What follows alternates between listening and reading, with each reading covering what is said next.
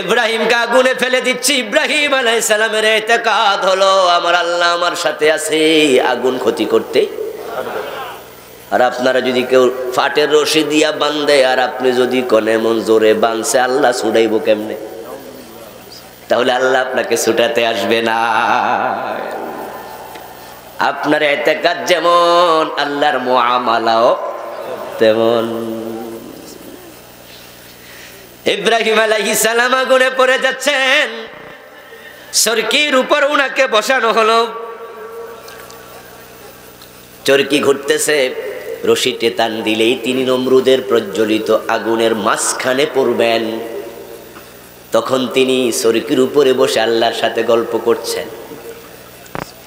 তাফসীর ইবনে কাসির প্রণেতা আনছেন, উনার বক্তব্য, ইব্রাহিম নবী বলে, ইয়া রব্বি ইন্নাকা ফিস সামাই ওয়াহিদ ওয়া আনা ফিল আরদি ওয়াহিদুন আ'বুদুক। ইব্রাহিম আলাইহিস সালাম বলে, ও আমার আল্লাহ, তুমি আকাশে একা চালাও, তুমি আকাশে একা।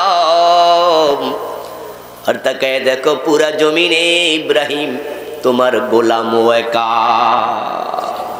এই জমিনে তোমার গোলামি করার কেউ নাই, আমার বাবাটাও আমার সাথে। আনা ফিল আরদি ওয়াহিদুন আ'বুদুকা, আমার মা আমার সাথে নাই, এই জমিনে তোমার ইবাদতকারী কেউ নাই, তুমি আকাশে একা, আমি জমিনে একা। পুরা জাতি আমার বিরুদ্ধে, তবে আমি ভড়কে যাইনি, ভয় পাইনি, কারণ হাসবিয়াল্লাহু নি'মাল ওয়াকিল নি'মাল মাওলা ওয়া নি'মান নাসীর।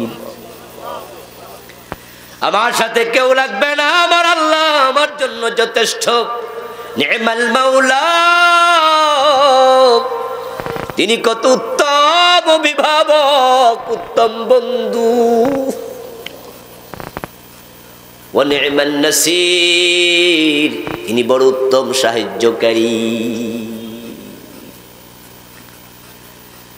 রশিদে টান মারা হলো। ওয়া কানা ফিল হাওয়া عرض له جبريل فقال يا إبراهيم ولك حاجة قال ما منك فلا وأما من الله فبلا। উনি আগুনে পড়ে যাচ্ছেন, তখন তিনি শুনলেন। তখন জিবরিল আমিন এসে বলে, ইব্রাহিম আমি এসে গেছি, সাহায্য লাগলে বলো, কি সাহায্য লাগবে? ইব্রাহিম নবী কয়, আমার আল্লাহর সাহায্য যথেষ্ট, আপনার সাহায্য দরকার নাই। আল্লাহর উপরে ইয়াকিন কেমন এবার বোঝেন। যদি ওই টাইমে আমার অবস্থা এমন হইতো আর জিব্রাইল কইতো আমি আইছি, আমরা কইতাম মিয়া তাড়াতাড়ি করো, পড়ে যাইতাছি আগুনে, তাড়াতাড়ি আগুনটা নিভাইয়া দাও। আনা ইনদা যান্নি আবদি বি, আল্লাহর সাহায্য পেতে হলে এখন ইব্রাহিমের মতো ঈমান তৈরি করতে হবে। فجعل خازن المطر يقول يا ربي متى أؤمر بالمطر فأمطره। জিব্রাইলকে ফিরাই দিলেন। বৃষ্টির দায়িত্বে নিয়োজিত ফেরেশতা চিৎকার দিয়ে বলে, আল্লাহ তাড়াতাড়ি অনুমতি দাও, বৃষ্টি বর্ষণ করে আগুন নিভাই।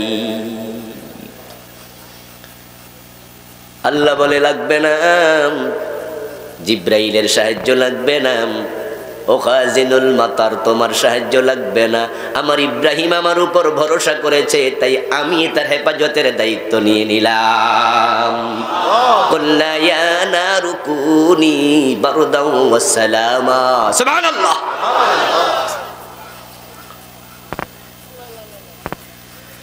রাসূল সাল্লাল্লাহু আলাইহি ওয়াসাল্লাম কে অনুসরণ করো, জান্নাত পেয়ে যাবে বন্ধু।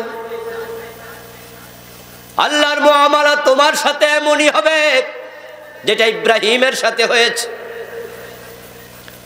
ইব্রাহিম আলাইহিস সালাম আগুনে ছিলেন 40 দিন। তাফসীরে পাওয়া যায় উনি 250 বছর বেঁচে ছিলেন। জীবনের শেষ দিকে তিনি সন্তানদের সাথে, নাতিপুতির সাথে যখন কারগুজারি করতেন, জীবনের গল্প শোনাতেন, তখন তিনি বলতেন, আমার লম্বা জীবনে আমি যত আরামায়েশ পেয়েছি, সবচেয়ে বেশি আরামে ছিলাম নমরুদের আগুনের ভিতরে।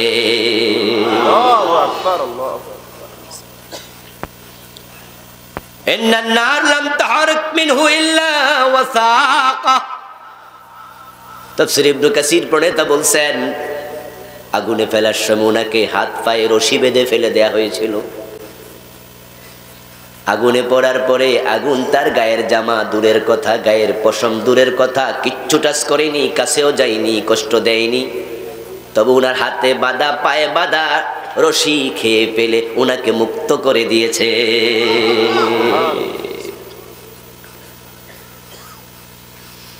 আমার বন্ধু, দ্বীনের পথে চলতে পারা, দ্বীনের সাথে থাকতে পারা, এটা আল্লাহর বড় করুণা। জান্নাত আপনি তখন পাবেন বিশ্বনবীকে জীবনের সব জায়গায় অনুসরণ করতে রাজি হবেন। আর যখন অনুসরণ শুরু করবেন, আল্লাহর ঘোষণা, ইউহিব্বুকুমুল্লাহ, তখন আল্লাহ নিজে তোমাকে ভালোবাসবে। আর আল্লাহ যাকে ভালোবাসে তার টেনশনের কোনো কারণ নাই, আগুনেও টেনশন নাই, পানির মাঝেও টেনশন নাই। ইউনূস নবীকে মাছে খেয়েছে, কিন্তু মাছ হজম করতে, উনিও 40 দিন ছিলেন, তাফসীরে পাওয়া যায়। মাছ ওনাকে বমি করতে বাধ্য হয়েছে। আল্লাহ ইউনূসকে ভালোবাসতেন। ইউনূস আলাইহিস সালাম আল্লাহর অনুমতি ব্যতীত নানুয়া থেকে অন্যদিকে চলে যাচ্ছেন, তাই আল্লাহ তাআলা যেতে দেন নাই, মাছের পেটে আটকায়া দিছেন। আমাদেরও মাঝে মাঝে কিছু ভুল ত্রুটি হয়ে যায়, আল্লাহ বলছে রাস্তায় যেও না, আমরা চলে যাই। কিন্তু যখনই আমরা বুঝবো কাজটা ঠিক হয় নাই, ইউনূসের মতো আমাদেরও তাওবা করতে। ইউনূস আলাইহিস সালাম বুঝেছেন, আমাকে তো আল্লাহ নবুয়তের দায়িত্ব দিছে, নানুয়া এলাকায় আমি অন্য জায়গায় যাচ্ছি, অনুমতি তো নেই নাই। বুঝতে পারছি আল্লাহ কাজটা পছন্দ করেন নাই। তাই লা ইলাহা ইল্লা আনতা সুবহানাকা ইন্নী কুনতু মিনাজ জালিমিন বলতে দেরি করেন নাই। বুঝতে সময় লেগেছিল কিছুদিন। কেন ধরা পড়লাম, কেন ধরা পড়লাম, কেন মাছের পেটে, কেন সমুদ্রের অন্ধকারে, কেন আমি গভীর সমুদ্রে?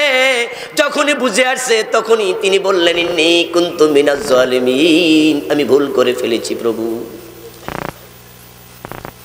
যখন বান্দা ভুল থেকে তাওবা করে, আল্লাহ তাআলার কাছে এত আনন্দ লাগে, তিনি এত খুশি হন। রাসূলুল্লাহ বলেছেন, কারো ওট যদি তার মালামাল লয়ে মরুভূমির মাঝখানে হারায়া যায়, সে দুশ্চিন্তাগ্রস্ত হবে। ওটটা যদি আবার ফিরে পায়, যত খুশি হয়। বান্দা তাওবা করলে আল্লাহর অনেক বেশি খুশি হয়। উদাহরণটা একবার সংক্ষেপে বলে দিলাম আর কি। মরুভূমির মাঝখানে ওটের পিঠে আপনার খাবার, আপনার পানীয় সব লইয়া ওঠ হারাইয়া গেছে। আপনি কই যাবেন এখন? নিরুপায়, মৃত্যুকে চোখে দেখবেন, সামনে মৃত্যু এছাড়া কিছু নাই। আর মরুভূমির মাঝখানে আপনি যাবেন কোথায়? পিপাসায় তো মরে যাবেন আপনি। ওই ওটটা হারানোর পরে মানুষ খুব টেনশনে পড়ে যায়। ওই ওট যদি ফিরে পায়, যত খুশি হয়। অপরাধী বান্দা তাওবা করে ফিরে আসলে আল্লাহ আরো বেশি খুশি হয়। তাই ইউনূস আলাইহিস সালাম যখন বললেন, ইন্নী কুনতু মিনাজ জালিমিন, আল্লাহ আমি ভুল করে ফেলেছি, আল্লাহর প্রেমের সাগরে জোয়ার উঠে গেল। আল্লাহ বলেন, ও তিমি মাছ, আমার ইউনূসকে আর পেটে রাখা যাবে না, বমি করে দিয়ায়। মুক্তি পেলেন। কোরআন মাজিদ আল্লাহ তাআলা বলেন, ফালাউলা আন্নাহু কানা মিনাল মুসাব্বিহিন লালাবিসা ফি বাতনিহি ইলা ইয়াউমিন ইউবআসুন। ইউনূস যদি তাসবিহ না পড়তো, ইউনূস যদি লা ইলাহা ইল্লা আনতা সুবহানাকা না বলতো, তাকে আমি কিয়ামত পর্যন্ত মাছের পেটে রেখে দিতাম। আল্লাহ যদি আপনাকে ভালোবাসে, আপনার কিচ্ছু আসে যায় না। तमाम दुनिया আপনার বিপক্ষে চলে গেল, কিছু আসে যায় না। আল্লাহ তাআলা আপনাকে ভালোবাসলে ইব্রাহিমের মতো বাঁচায়া দেবে, तमाम জালেমরা একমত হয়েও কিছু করতে পারবে না। सारे दुनिया हो मुखालिफ, कुछ नहीं नुकसान है, कुछ डर नहीं कुछ गम नहीं, जब रहमत रहमान है। এখন আল্লাহর ভালোবাসা পেতে হলে একটা কাজ করা লাগবে। ইব্রাহিমের মতো আগুনে পড়ে বাঁচতে হলে একটা কাজ করা লাগবে। হযরত ইউনূস আলাইহিস সালামের মতো মাছের পেটে বন্দী হয়ে বাঁচতে হলে একটা কাজ করা লাগবে। হুসাইনের মতো কল্লা কাটার মুখোমুখি হয়েও ইমানের উপর দৃঢ় থাকতে চাইলে একটা কাজ করা লাগবে, সেটা হলো ফাত্তাবিউনি। আল্লাহ তাআলা বলছেন, হে নবী আপনি বলে দিন উম্মতকে তারা যেন আপনাকে অনুসরণ করে। ওয়ায়াগফির লাকুম যুনুবাকুম ওয়াল্লাহু গফুরুর রহিম। আর আপনাকে অনুসরণ যখন করবে আমি আল্লাহ তাকে শুধু ভালোই বাসবো না, বরং তার গুনাহগুলো আমি ক্ষমা করতে শুরু করে দেব।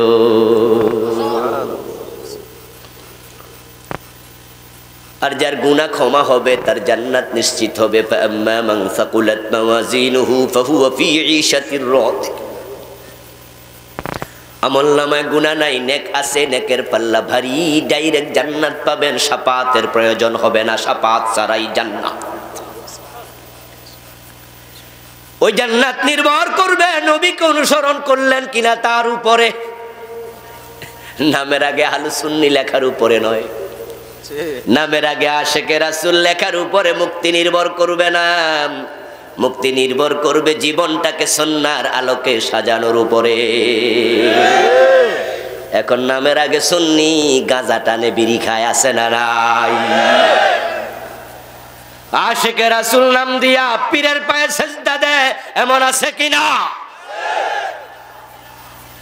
সুন্নাহর খবর নাই, নাম সুন্নি। এইসব দিয়ে হবে না, সুন্নাহর আলোকে জীবন সাজাও। কিন্তু পরিতাপ আমরা দেখি যাদের মেসওয়াক আছে, টুপি আছে, দাড়ি পাঞ্জাবি পাগড়ি আছে, সুন্নাহর আলোকে জীবন আছে, তাদেরকে ওরা উল্টা ওহাবি বলে গালি দিচ্ছে। মন খারাপ করার কিচ্ছু নাই। দিনের পথে চলতে গেলে মাইর খাওয়া লাগে, গালি খাওয়া লাগে, জেলে যাওয়া লাগে, দিনের পথে চলতে গিয়ে ফাঁসিতেও ঝোলা লাগে। নবী মুহাম্মদ সাল্লাল্লাহু আলাইহি ওয়াসাল্লামের দ্বীনের দিকে, জীবনের দিকে, ইসলামের দিকে তাকান, রক্তের ইতিহাস দেখতে পাবেন। قال النبي صلى الله عليه وسلم شد الناس بلاء الأنبياء ثم الأمثل فالأمثل رواه البخاري। দ্বীনের পথে চলতে গেলে গালি খাওয়া লাগবে। নবী মুহাম্মাদের মতো উত্তম চরিত্র পৃথিবীতে কারো ছিল না, কোনোদিন এমন চরিত্রওয়ালা মানুষ আগমন আর করবে না।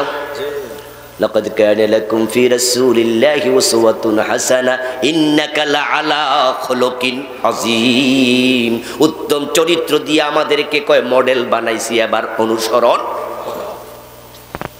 ওই শ্রেষ্ঠ মানুষটাকে তারা কবি বলেছে, গণক বলেছে, তারা কত কিছু, জাদুকর, পাগল পর্যন্ত বলেছে। কি বলেনি? হেয় করার জন্য, ছোট করার জন্য যা বলা দরকার সবটাই বলেছে। সুতরাং আপনি দ্বীনের পথে চললে ওহাবি গালি খাবেন, রাজাকার গালি খাবেন, মৌলবাদী গালি খাবেন, এসব গালি হজম করা লাগবে। প্রতিক্রিয়া দেখানো দরকার নাই, এটা স্বাভাবিক হিসাবে মেনে নিতে হবে। জ্বর হলে, সর্দি হলে দেহের মাঝে প্রতিক্রিয়া হয়। আমরা দেখি জ্বর হবে, শরীর গরম হবেই, সর্দি হবে, হাসি আসবেই, ভূমিকম্প হবে, পৃথিবী কাঁপবেই, সূর্যের তাপ বেড়ে গেছে, গায়ে গরম লাগবেই। এগুলো যেমন স্বাভাবিক, দ্বীনের পথে যারা চলবে তারা গালি খাবেই।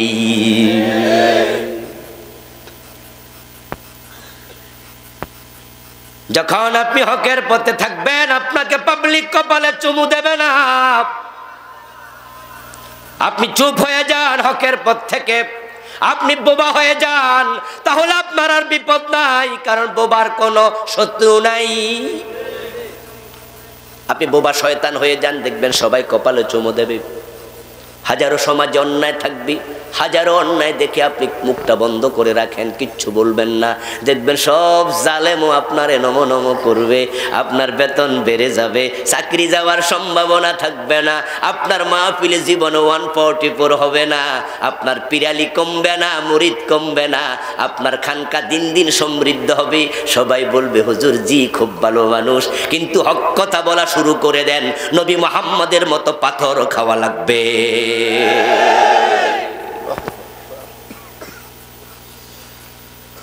আস-সাকিতু আনিল হক শায়তানুন আখরাস।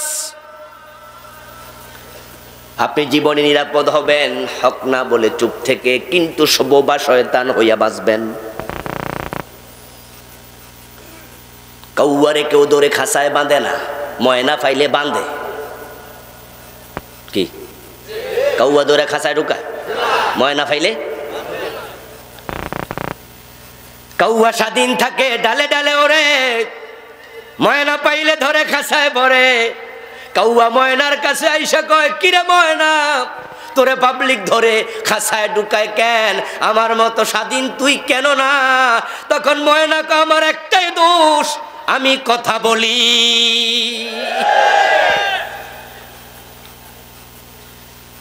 40 বছর কোরআনের তাফসীর করে তামাম পৃথিবীর মানুষের কাছে মুফাসসিরে কোরআন স্বীকৃতি পাইছে, বাংলা ভাষাভাষী যেখানে আছে ওনার তাফসীর দল মত নির্বিশেষে সবাই মনোযোগ দিয়ে শোনে।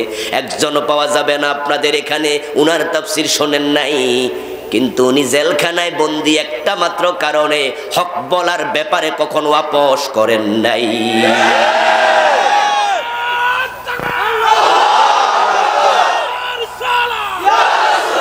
আমার বন্ধু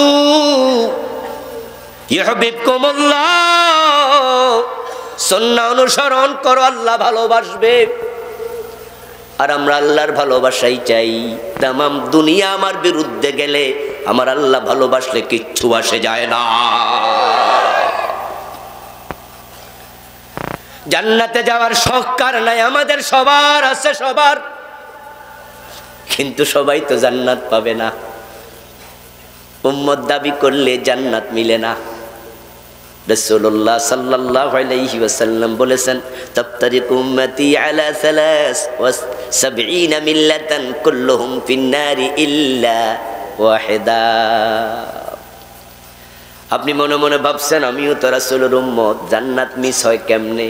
তাই মুছে তেল দিচ্ছেন, জান্নাতে কাঁঠাল খাবেন, কষ্ট যেন না লাগে। পুরা প্রিপারেশন নিয়ে বসে আছেন, ডাইরেক্ট ঢুকে যাবেন। নামাজ নাই, রোজা নাই, সেও দোতারা গান গায়। আছেন আমার মুক্তার, আছেন আমার ব্যারিস্টার, শেষ বিচারের হাইকোর্টেতে তিনি আমায় করবে পার, আমি পাপি তিনি জামিনদার। টুনটুনা টুনটুন মনের সুখে হেও গান গাইতেছে, জামিন পাইয়া যাইব। সেরা কাটার সিও প্রেসিডেন্ট হওয়ার স্বপ্ন দেখা যায়, স্বপ্ন দেখলে কেউ জরিমানা করে না। সকালবেলায় যদি কোনো গরিব ভিক্ষুক কয় আমি কালকে স্বপ্নে দেখছি আমি প্রেসিডেন্ট হয়েছি, পুলিশ ধরে নিব? ওই স্বপ্নে দেখছো, দেখো আরো বেশি দেখো, বাংলাদেশের আমেরিকার প্রেসিডেন্ট হবে। গরম লাগতেছে, একটু হাত ফাঁকা হইলে ভালো হবে। মাহফিল কমিটির ভাইরা দেখুন, স্বপ্ন আপনি দেখেন, স্বপ্ন দেখলে কেউ জরিমানা করে না। জান্নাতে যাওয়ার স্বপ্ন আপনি দেখছেন, কিন্তু নবী মুহাম্মদ সাল্লাল্লাহু আলাইহি ওয়াসাল্লাম বলেন জান্নাত কিন্তু আমার সব উম্মত পাবে না, আমার উম্মত হবে ৭৩ দল, জান্নাতে যাবে মাত্র এক দল। হিন্দু বৌদ্ধ খ্রিস্টান সব বাদ দেন, আমনের কি খবর? হিন্দু বৌদ্ধ খ্রিস্টানকে নবীর উম্মত বলে না, রাসূলুল্লাহ তাদেরকে বুঝান নাই। উম্মত বলে, উম্মত তাদেরকে বলে যারা কালেমার স্বীকৃতি দেয়, ঠিক না? তাদের মাঝে শিয়া আছে, জাবরিয়া আছে, কাদরিয়া আছে, মুতাজিলা আছে, খারিজি আছে, রাফিজি আছে, তাদের মাঝে কাদিয়ানীয় উম্মত বলে দাবি করছে। আটরশি বলে নবীর উম্মত, দেওয়ানবাগ বলে আমরা, বাইশ ভান্ডারওয়ালা কয় আমরা, কেডা কয় না সবাই কয় নবীর উম্মত। যারা গাঁজা টানে বিড়ি খায় তারাও আমরাও নবীর উম্মত। নামাজ লাগে না, নামাজের মতো নামাজ একবার পড়লেই হয়, তারাও আমরাও নবীর উম্মত। বিশ্ব নবীর উম্মত ৭৩ দল হবে, জান্নাতি মাত্র এক দল। এখন সেই দল কোনটা জানা দরকার আছে কিনা? ওই দলে আমাদের ঢুকতে হবে। রাসূলুল্লাহ সাল্লাল্লাহু আলাইহি ওয়াসাল্লাম বলেন, আমার জান্নাতি উম্মত কারা শোনো, কুল্লু উম্মতি ইয়াদখুলুনাল জান্নাতা ইল্লা মান আবা। আমার সব উম্মত জান্নাতে যাবে, তবে অস্বীকারী জান্নাত পাবে না। তারা ৭৩ দলে ঢুকে যাবে, ৭২ দলে ঢুকে যাবে, এক দলের ভিতরে ঢুকতে পারবে না। কিলা ইয়া রাসূলুল্লাহ ওয়া মাহি, ক্বালা মা আনা আলাইহি ওয়া আসহাবি ইল্লা মান আবা। অস্বীকারী জান্নাত পাবে না। জান্নাত কে পাবে? ক্বালা মান আতানি দাখালাল জান্নাহ ওয়া মান আসানি ফাকাদ আবা। যে আমি নবীকে অনুসরণ করবে না তার কপালে জান্নাত নাই। মা আনা আলাইহি ওয়া আসহাবি, একদল জান্নাতি যারা আমার পথ, আমার সাহাবাদের পথ মতের উপরে প্রতিষ্ঠিত থাকবে।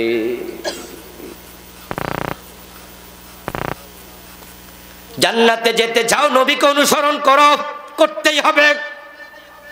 তোমার পা থেকে মাথা পর্যন্ত, পাকঘর থেকে সংসদ ভবন পর্যন্ত, জীবনের বটম থেকে টপ পর্যন্ত তুমি থাকবা যেখানে রাসূলের অনুসরণ করা লাগবে সেখানে। যারা রাজি হবে ওই দলে শুধু তারাই ঢুকবে। নির্ধারিত কোন দলের লোক জান্নাত পাবে না। জামাত ইসলাম করলে জান্নাত, নেজামে ইসলাম করলে জান্নাত, খেলাফত মজলিস করলে জান্নাত, সরমনা হুজুরের মুরিদ হলে জান্নাত, মোটেও নয়, মোটেও নয়। জান্নাত শুধু সেই পাবে যে পুরা জীবন সুন্নাহর আলোকে সাজাতে রাজি হবে।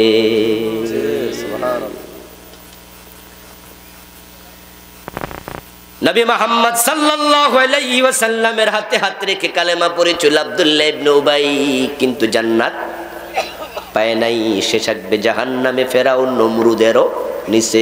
একটাই মাত্র কারণ, কালেমা পড়েছিল বটে কিন্তু কালেমার আলোকে জীবন সাজাতে রাজি হয় নাই। আপনারা মনে মনে ভাবছেন হুজুর আমরাও তো সুন্নাত মানি, না মানলে কি আর মাহফিল আইতাম? আমিও বলি একমত, তবে কিছু লোক খাড়াই রয়েছে, এরা কোন দলে আছে আল্লাহ জানে, কষ্ট পাইতেছে। আমরা একটু জায়গা দিতে পারি না? একটু প্লিজ আপনারা যদি একটু আগাতেন তাহলে আমাদের যে ভাইয়েরা এখন আসছে তারা বসতে পারতো। একটু অন্যের উপকার করা দরকার আছে না নাই? মেহরবানি করে পরোপকারী হয়ে যান, একটু সবাই আগান, সবাই একটু হলেও। জিকিরের সাথে সাথে সুবহানাল্লাহ ওয়ালহামদুলিল্লাহ লা ইলাহা ইল্লাল্লাহ।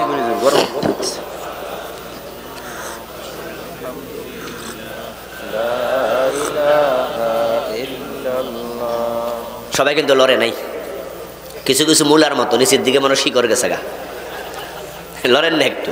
সুবহানাল্লাহ ওয়ালহামদুলিল্লাহ লা ইলাহা ইল্লাল্লাহ লা ইলাহা ইল্লাল্লাহ মুহাম্মাদুর রাসূলুল্লাহ।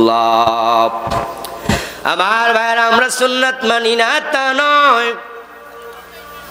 সুন্নাত মানার কারণে তো মাথায় টুপি, মুখে দাড়ি, গায়ে পাঞ্জাবি, মাহফিলে এসে গেছি।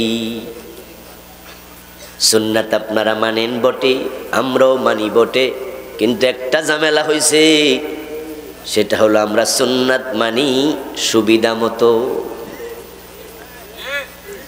সুন্নাত মানি না তা নয়, যেমন মুখে দাড়ি রাখছি, কারণ দাড়ি মুখে রাখলে সালাম বাইরা যায়, মাথায় টুপি দিলে সালাম আরো বাইরা যায়। সুন্নাত মানলে সুবিধা, তাই সুবিধাওয়ালা সুন্নাত আমরা মানি। হক কথা বললে জেলে যাওয়া লাগে, তাই কত আলেম আছে, কত ইমাম আছে, কত বক্তা আছে, তারাও হক কথা বলছে না, চাকরিটা নি চইলা যায়। হক কথা বলা কি সুন্নাত না? শুধু দাড়ি রাখা সুন্নাত? আমরা সুন্নাহ মানি ততক্ষণ বিপদ আপদ নাই। মসজিদে যখন আমরা ঢুকি সকলে কোন পা দিয়ে ঢুকি? বের হই কোন পা দিয়ে? কারো দ্বিমত আছে? আল্লাহু আকবার বলে নামাজ শুরু, সালাম ফিরে নামাজ শেষ। ইমাম যদি আমার বাবা হয়, মাগরিবের ফরজ 2 রাকাত পরে সালাম ফিরাইয়া দেখুক, বাবারও সারমুনা, লোকমা দেবই। আমরা সবাই আল্লাহর গোলাম, আল্লাহরে মানি, তার রাসূলকে মানি। কে বলেছে মানি না? মসজিদে গিয়ে দেখবেন সবাই আল্লাহকে মানছে। এলাকার কোন নেতার ছেলে যদি মসজিদে একটু জোরে আওয়াজ দিয়ে কথা বলে, খতিব সাহেব দমক দেয়া লাগে না, পাশের জন চাপ দিয়া কই বেটা থাম, এটা মসজিদ, এখানে গন্ডগোল করা যাবে না। আল্লাহর সবাই মানে চেয়ারম্যান সাহেব মসজিদে ঢুকে দেখে সামনের কাতার খালি নাই, দাঁড়াই আছে অনেকেই, তার মাঝে একজন রিক্সাওয়ালাও আছে। চেয়ারম্যান সাহেব তার জামার কলারে দইরা পিছনে টাইন না আনেনি। আল্লাহর ঘর, এখানে উঁচু নিচু নাই, সবাই সমান। তাই চেয়ারম্যান সাহেব নীরবে পিছনে দাঁড়াইয়া যায়। সামান্য রকমের মনে কষ্ট থাকে না, মনের ভিতরে কোনো কষ্ট নাই যে আমার জায়গা দিল না কেন, কোনো কষ্ট আছে মনে? আমার বন্ধু লক্ষ্য করুন, এমপি সাহেব মসজিদে গেছে, উনি জায়গা যেখানে পাইছে সেখানে খাড়াইয়া গেছে, সামনের কাউরে টাইন না পিছনে আনে নাই, এবং এ বিষয়ে মনে কোনো কষ্ট নাই। সেজদা করার সময় সামনের যে বেড়া, ওই বেড়া পা দিছে একটু বেশি জোরে নাড়া, এমপি সাহেবের লাগছে মাথার মাঝে টুপি গেছে পইরা, সালাম ফিরিয়া ঘুষি মারে, ঠিক না? কিচ্ছু মনে করে না। আল্লাহর ঘর, সবাই সমান। মসজিদে গেলে সবাই আল্লাহর আইন মানে, রাসূলের সুন্নাহ মানে। কিন্তু পরিতাপ, পরিতাপ, মসজিদে ডান পা দিয়া ঢুকলা রাসূলের সুন্নাহ, মসজিদ থেকে বাম পা দিয়া বের হলা রাসূলের সুন্নাহ। ওই তুমি যখন আদালতের চেয়ারে বসে বিচার করো, সুন্নাহর আলোকে একটা রায়ও দেও না।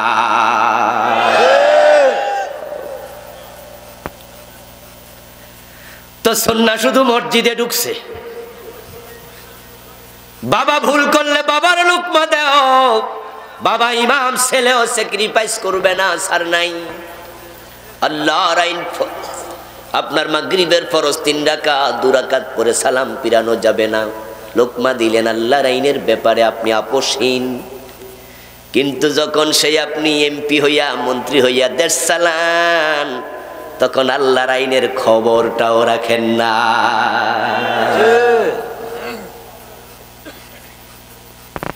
ইমাম সাহেব ভুল করার সাথে সাথে লোকমা শুধু একজনে দেয় না, সবাই দেয়। যে কয়জন টের পায় সবাই দিবে। এখানে কোনো দলাদলি নাই, ভিন্ন চিন্তা নাই।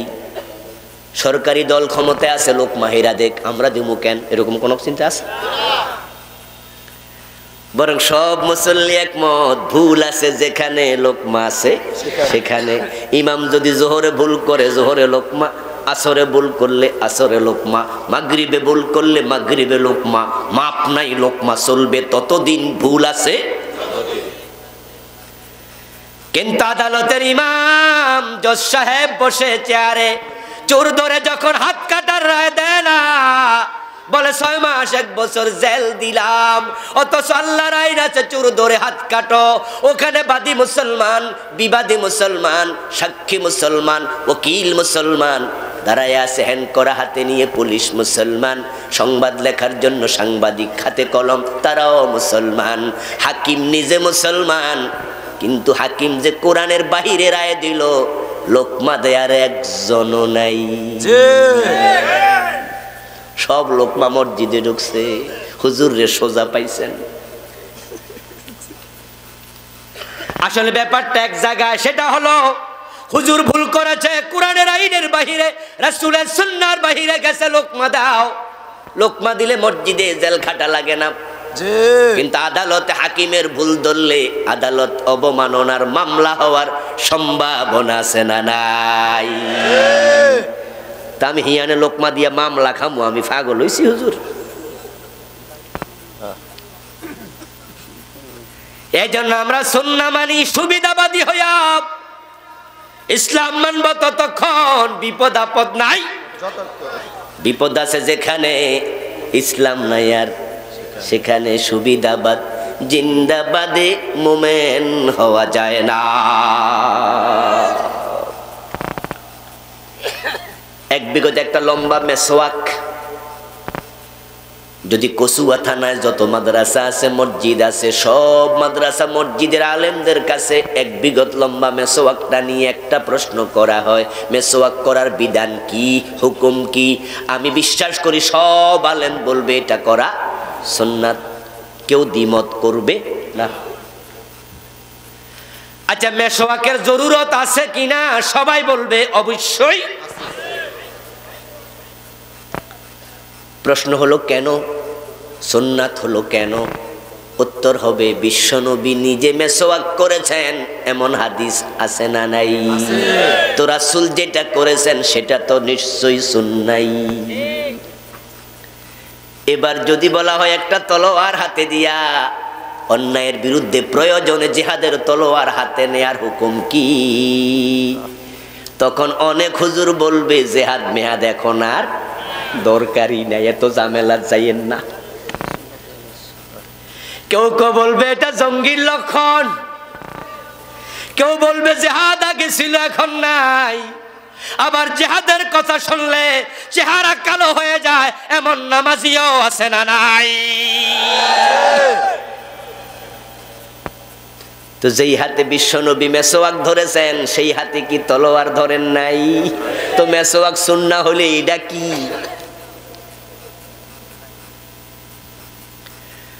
আমার বন্ধু, মেসওয়াকের কথা আল্লাহর কোরআনে এক জায়গাতেও নাই, এটা কিছু হাদিস দিয়ে প্রমাণিত। কিন্তু এবার বলুন তো, জিহাদের কথা কোরআনে আছে না নাই?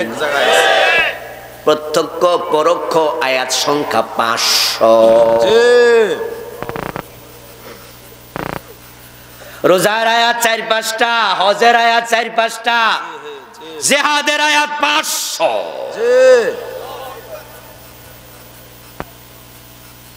বিশ্বনবী জিহাদ করেছেন সরাসরি যুদ্ধের মাঠে গিয়ে 27টি যুদ্ধে সেনাপতি হয়ে। কিন্তু আজকে ইসলাম মানতে যাই আপনি সুবিধাবাদী, কিছু মানবেন কিছু মানবেন না, অর্ধেক ঈমান নিয়ে জান্নাতে যাওয়া যায় না। এখানে কোনো ডিসকাউন্ট নাই, আল্লাহ যা বলবে সেটাই ফাইনাল, কম বেশি হবে না। ঈমানের ক্ষেত্রে বলছি, আমলে ত্রুটি হতে পারে, আমলের ত্রুটি হলে আল্লাহ সওয়াব কম দেবে, কিছু সওয়াব দেবে। আমলে ত্রুটি হলে আল্লাহ কিছু মায়ের মইর দিয়া সাইরাও দিতে পারে, কিন্তু ঈমানের ত্রুটি গ্রহণযোগ্য না। ঈমান হলো অঙ্কের মতো, আমল হলো সাধারণ রচনামূলক প্রশ্নের মতো। 10 লাইনের লম্বা রচনা, 20 লাইনের লম্বা রচনা, 2-4টা ভুল হইল 10-এর মাঝে 6, 7, 8 পাওয়া যাইতে পারে। কিন্তু 50 লাইন লম্বা অঙ্ক, যারা কমার্স নিয়ে পড়ে 3, 4, 5 পৃষ্ঠা লম্বা অঙ্ক আছে। এই সবটা অঙ্কে 50 লাইনে 49 লাইন ঠিক আছে, 1 লাইনে ভুল হইছে, 10-এর মাঝে কত? 0। ঈমান ঠিক এরকম, এখানে হের হলে গ্রহণযোগ্য হবে না, তুমি শেষ। কাদিয়ানি শুধুমাত্র একটা জায়গায় ভুল করেছে, কাফের হয়ে গেছে, কাফের। ঠিক না? ঠিক না? তাদের মসজিদ আছে না নাই? মাদ্রাসা আছে না নাই? টুপিদারি পাঞ্জাবি পাগড়ি সব আছে, আজান আছে, কামত আছে, ইমাম আছে, মুয়াজ্জিন আছে, মুসল্লি আছে, এভরিথিং আপনার আমার মতোই। কিন্তু ঈমানের ক্ষেত্রে এক জায়গায় ধরা পড়ছে, বিশ্ব নবীকে নবী মানে, বড় রাসূলও মানে, কিন্তু শেষ নবী মানে না। সামান্য না, সামান্য না, এক জায়গায়, শুধু এক জায়গায় সব মানে এক জায়গায়। শয়তান কখনো বলে না আল্লাহ তোমারে মানি না, কিন্তু সে কাফের হলো, শুধু একটা আদেশ মানে নাই। ঠিক কিনা?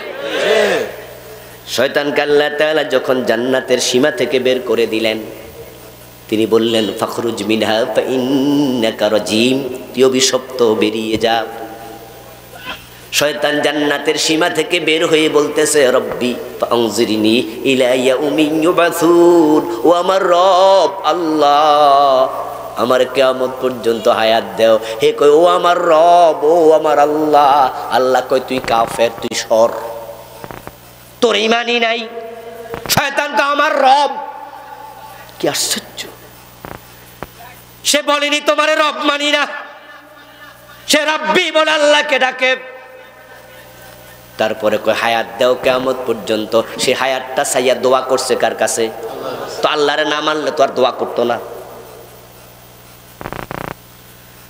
ও কানা মিনাল জিন, সে জিন জাতির লোক ছিল। ইবাদত করতে করতে সম্মান বেড়ে গেছে। কোন কোন মুআররিখ বলেন, কোন কোন মুফাসসির বলেন ফেরেশতাদের মুআল্লিম হয়ে গেছে, কিন্তু মাত্র একটা অর্ডার লঙ্ঘন করছে, তার সবকিছু শেষ। আবা ওয়াস্তাকবারা ওয়া কানা মিনাল কাফিরিন। জিহাদের কথা শুনলে চেহারা কালো হয়, জিহাদের কথা শুনলে জঙ্গি জঙ্গি মনে হয়। তাই তো টেলিভিশনের স্ক্রিনে দেখা যায় অমুক জায়গায় 5 জন জঙ্গি ধরা পড়ছে, 5টা হাত বোমা পাওয়া গেছে, 3 কেজি গান পাউডার পাওয়া গেছে, 10টা জেহাদি বই পাওয়া গেছে। জেহাদি বই এর মিনিংটা কি, ডেফিনেশন কি?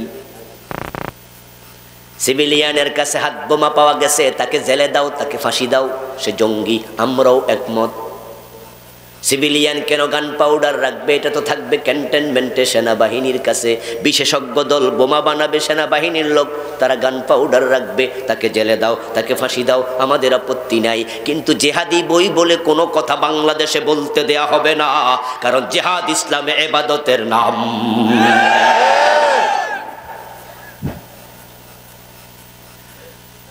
জেহাদি বই বলে তোমরা জেহাদকে হাও করতে চাও। মেসওয়াক করা সুন্নাত, মেসওয়াকের কথা কোরআনে নাই। কিন্তু কোন ব্যক্তি যদি এই সাব্যস্ত সুন্নাহ না মানে, যদি বলে আমি মেসওয়াক মানি না, সাব্যস্ত সুন্নাহ স্বীকার করার কারণে ঈমান চলে যাবে। মান রাগিবা আন সুন্নতি ফালাইসা মিন্নি।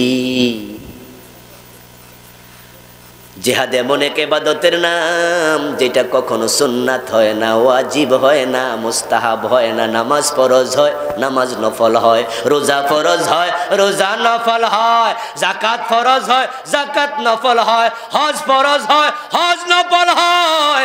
জিহাদ কখনো নফল হয় না, সুন্নাহ হয় না, ওয়াজিব হয় না। এটা ফরজের নিচে নামে না, হয়তো ফরজে কিফায়া, না হয় ফরজে আইন।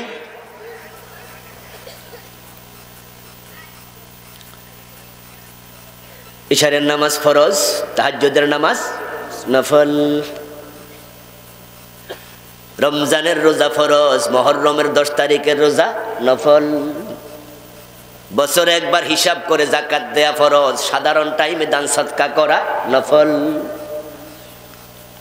জীবনে একবার হজ করা ফরজ, দ্বিতীয়বার করা নফল। কিন্তু জিহাদ ফরজের নিচে নামে না। কুতিবা আলাইকুমুল কিতাল, আল্লাহকে জিহাদ আমি ফরজ করে দিয়েছি। আর আপনি ইসলাম মানতেছেন, রাসূলের সুন্নাহ, টুপি দাড়ি পাঞ্জাবি পাগড়ি মেসওয়াক ঠিক আছে, জিহাদের কথা শুনলে কোন জঙ্গি জঙ্গি ভাব হয়। আল্লাহর কসম করে বলি, এই চিন্তা যার অন্তরে আছে তার অন্তরে ঈমান থাকে না। শায়খ আব্দুর রহমানের মতো বোমাবাজি করার নাম জিহাদ নয়। বাংলা ভাইয়ের মতো মানুষ মেরে গাছে ঝুলানোর নাম জিহাদ নয়। জিহাদ মানে হলো অন্যায় যেখানে প্রতিরোধ করতে হবে সেখানে। ইসলামের মোটো কি? ইসলামের মোটো হলো অন্যায় করা যাবে না, অন্যায় সহ্য করা হবে না। মান রাআ মিনকুম মুনকারান ফালিয়ুগাইয়িরহু বিয়াদি ফাইন লাম ইস্তাতি ফাবিলিসানি ফাইন লাম ইস্তাতি ফাবিকলবি ওয়া যালিকা আদআফুল ঈমান। এই হাদিসটা ঈমানের ক্যাটাগরির সাথে সম্পৃক্ত। ঈমানের ক্লাস দেয়া হলো, ক্লাস আলাদা শ্রেণী বিভাগ করা হয়েছে এই হাদিসে। অন্যায় চলছে, আপনি সুন্দর করে হাজি রুমাল মাথায় দিয়া জিকির হাতে নিয়া সুবহানাল্লাহ সুবহানাল্লাহ কইরা আস্তে করে রুমালটা আরো ভালো করে টাইনা দিয়া রাস্তার ডান পাশে হেঁটে হেঁটে চলে যাবেন। এখানে অন্যায় চলুক, আমার কিছু আসে যায় না। তোমার এই সুবহানাল্লাহর মূল্য আল্লাহর কাছে এক আনাও নাই।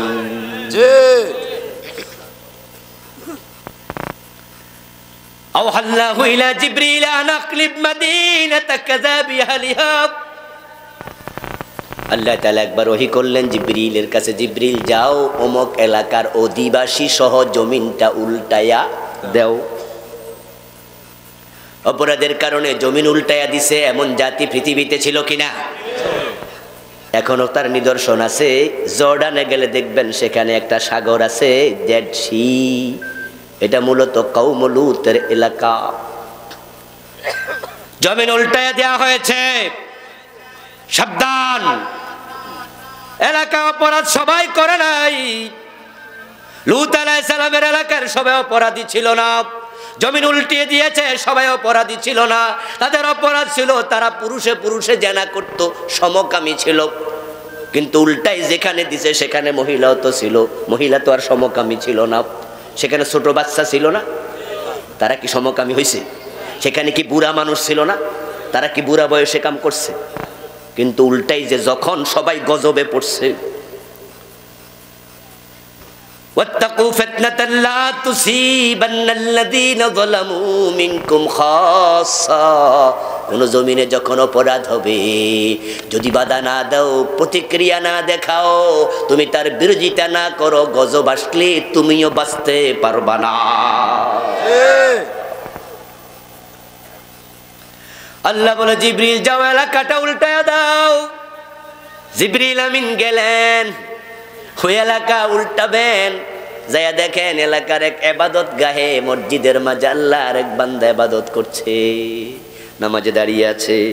লম্বা নামাজ পড়ে সালাম ফিরাইয়া জিকির আজকার করে, আবার নামাজে দাঁড়ায়া নামাজ পড়ে, আবার সালাম ফিরাইয়া জিকির আজকার করে। জিবরিল আমিন কয়, যদি জমিনটা উল্টায়া দেই, আল্লাহর এই বান্দাও তো গজবের মাঝে পড়ে যাবে, তারে কি করি? এই বেটা যে এখানে ইবাদতকারী আছে জিবরিল আমিন জানতেন না, কিন্তু যে আল্লাহ বলছে জমিন উল্টাও, সে আল্লাহ জানেন কিনা? তো আল্লাহ তো কইতে পারতো, হেরে বাঁচাইয়া দিও। জিবরিলের 600 পাখা আছে, হেরে দইরা টুপ করে একটা ফাঁকার উপর বসাইয়া জমিনটা উল্টাইয়া তারপরে আবার হেরে পাশে ছাইরা দিব। জিবরিল আমিন মনে মনে বলে, কিন্তু আল্লাহ তো এটা কয় নাই যে তারে বাঁচাইও। ঘটনাটা কি? ডাল মে কুছ কালা হে। মসজিদে যারাই নামাজে আসে সব কিন্তু নামাজি না, 2-4 জন জুতা চোর আছে না নাই? কিন্তু দেখতে কি চোরের মতো লাগেনি? দেখতে কিন্তু হেরো টুপি আছে, নামাজির মতো মনে হয়। জিবরিল আমিন ভাবলেন ঘটনা কি, তার আমল নামাটা একটু দেখি, এটা কি আসল নামাজি না জুতা চোর? কোন ধান্দায় আছে? তিনি হচ্ছেন ফেরেশতাদের লিডার। আমল যে ফেরেশতা লেখে তাদেরও তিনি নেতা। আমি আমল নামাটা দেখাও। এসপি সাহেব যদি কয়, ওসি সাহেব মামলার।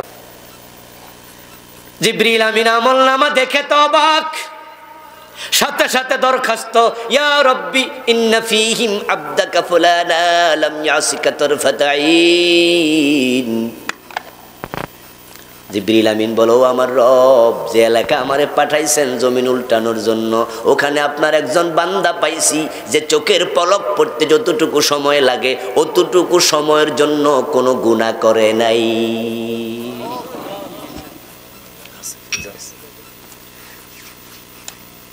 আল্লাহ রে কি করতাম?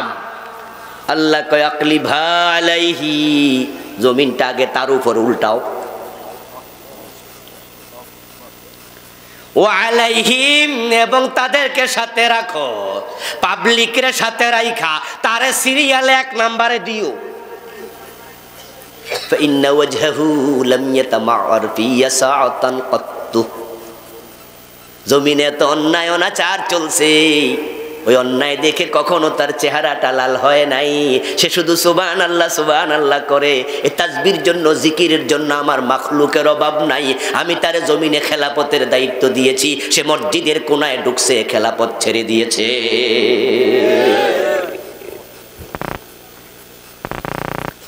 হাজার অন্যায় দেখে চুপ করে থাকবেন, রাস্তার পাশ দিয়া সুবহানাল্লাহ কইয়া হাজি রুমাল মাথায় দিয়া চলে যাবেন। এটা রাসূলের সুন্নাহ না। শুধু মিঠা মিঠা কথা বলবেন, আপনি ভাববেন আপনি সুন্নত মানতেছেন না। দোস্ত, মিঠা কথা বলা যেমন সুন্নাহ, প্রয়োজনে গর্জন দিয়ে কথা বলাও সুন্নাহ।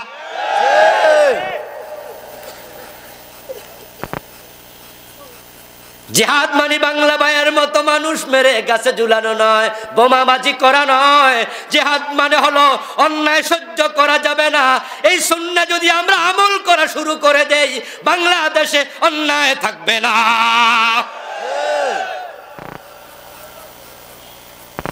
কিন্তু আমরা রাসূলের সুন্নাহ এখন মানি সুবিধা করে করে, হিসাব করে করে, কতটুকু মানলে ঝামেলা নাই। এই সুবিধাওয়ালা হয়ে ঈমানওয়ালা হওয়া যাবে না। যদি আপনার ছেলে অসুস্থ হয়, আপনি তাকে ডাক্তারের কাছে নেন, ডাক্তার ঔষধ দেয়। সব ঔষধ কি মিঠা? তিতা ঔষধ আছে না নাই? ওইটারই খাওয়ান না? তিতাটাও খাবেন, মিঠাটাও খাবেন, ডাক্তার লিখেছে। মন মতো খাবেন, মন মতো খাওয়াবেন, রোগ বেড়ে যাবে, নিউমোনিয়া হয়ে যাবে, টাইফয়েড হয়ে যাবে, জ্বর খারাপ হয়ে যাবে, বিপদে পড়ে যাবে, চোখ নষ্ট হয়ে যাবে, হাত অবশ হয়ে যাবে, বিপদ হবে। তা ডাক্তারের কথা মেনে চলো, আল্লাহ এ উসিলায় ভালো করে দেবে। তার অভিজ্ঞতা আছে, তাই সে তিতাটাও লিখেছে, মিঠাটাও লিখেছে। রাসূল মুহাম্মদ যে ইসলাম নিয়ে এসেছেন, এখানে মিঠা সুন্নাহ আছে, তিতা সুন্নাহ আছে। জান্নাতে যেতে হলে সবটাই মানতে হবে।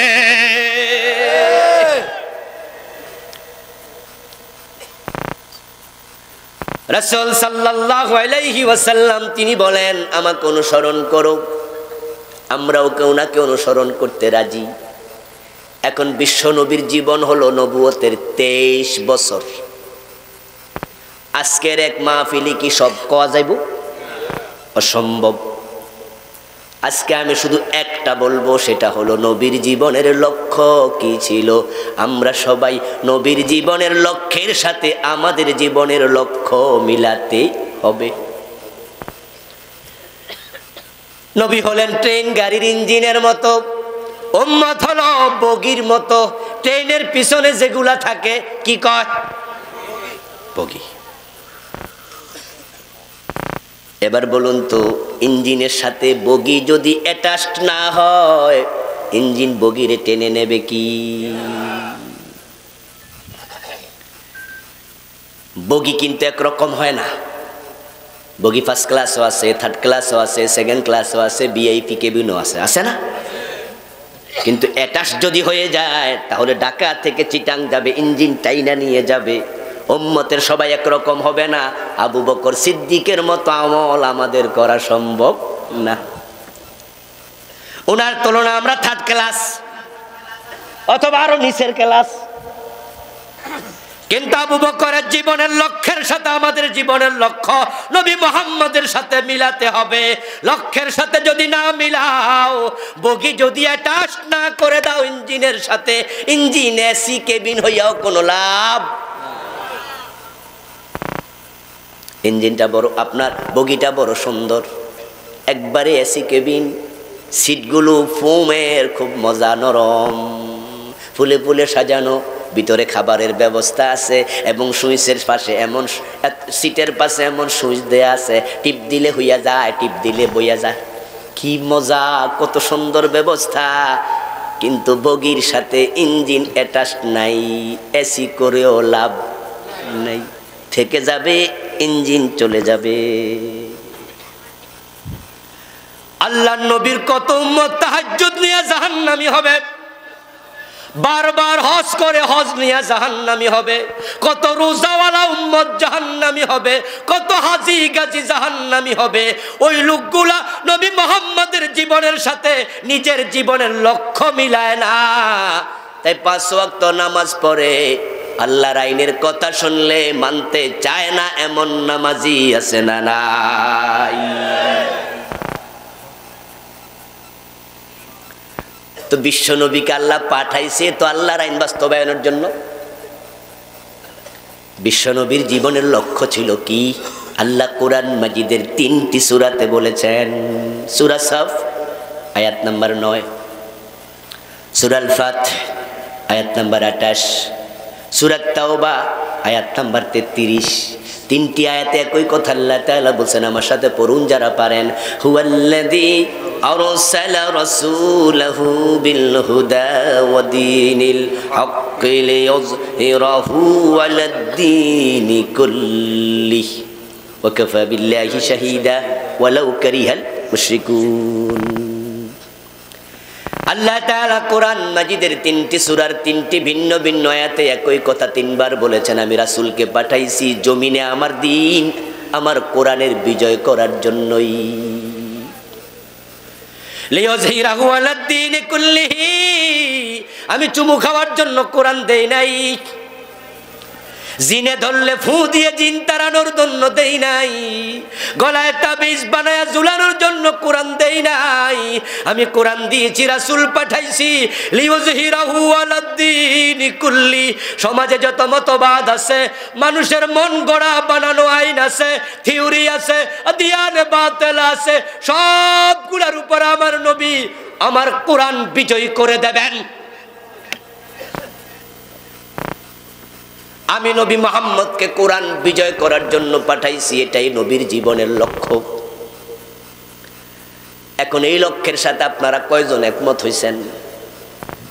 পীর সাহেব হুজুররা জীবনের লক্ষ্য বানাইছে জিকির আজকার করে মুরিদ বাড়ানো, দিন কায়েম হলে হোক না হইলে। আমরা বক্তারা লক্ষ্য বানাইছি মাহফিল কত বাড়ানো যায়, কত শ্রোতা বাড়বে, একটা মাহফিলও নষ্ট যেন না হয় এমন টেকনিক কইরা ওয়াজ করমু, কারো গায়ে যেন না পড়ে। দিন কায়েম হলে হোক না হলে নাই, আমার মাহফিল কমা যাবে না। খতিব সাহেব লক্ষ্য বানাইছে ইমামতি যেন না ছড়ে, এটা ধইরা রাখতে হইব। হুজুর জীবনের লক্ষ্য বানাইছে মাদ্রাসা যেন বন্ধ হয়ে না যায়। এলাকার ঘুষখোর সাদা দেবে, সুদখোর সাদা দেবে, সবাই সাদা দেবে, মাদ্রাসা ভালো চলবে এমন ওয়াজ করমু, ঘুষখোর সুদখোর কেউ বেজার হইব না। মাদ্রাসা টিক্কা থাকুক, ফাজেল থেকে কামেল হবে, মেশকাত থেকে জালালাইন পার থেকে দাওরা হইয়া যাবে। শুধু দাওরা না, আরো খুসুসি কিতাব খুলালামু। দিন কায়েম হইলে হোক না হইলে। তাবলীগ জামাতের ভাইয়েরা সয়ুসুলকে সামনে নিয়ে গেছে। এই জমিনে দিনের বিজয় দরকার। চোর ধরে হাত কাটতে হবে, ডাকাত ধরে শুলে চড়াতে হবে, জেনা করলে পাথর মারতে হবে, মদ খাইলে 80 বেত লাগাতে হবে। সয়ুসুলের মাঝে এটা কই? হুজুর আপনি কি বোঝেন? এত কথা কইলে কি মসজিদে জায়গা দিবনি? এমন ওয়াজ করমু মসজিদ যেন ফ্রি, ফ্যান চলবে, যেন আমরা বিলও দেয়া না লাগে। ইসলামের কথা কমু, কোন কি? মানুষের নামাজি বানাবো, রোজাওয়ালা বানাবো। ও আমার দোস্ত, আমি বুঝি প্রত্যেকের কথায় যুক্তি আছে। সবাই বলবো আল্লাহ বলছে হিকমতের মাধ্যমে, আল্লাহর পথে ডাকো। আমি তোমাদেরকে কষ্ট দিতে আসি নাই ভাইয়েরা, আমি বুঝাতে এসেছি তুমি যদি ঢাকাকে লক্ষ্য বানাও, দাউদকান্দি আল্টিমেট যাওয়া যাবে। লক্ষ্য যদি ঢাকা যাওয়া হয়, দাউদকান্দি যাওয়ার চিন্তা তোমার করা লাগবো না, গাড়ি হিয়ান দিয়ে যাইব।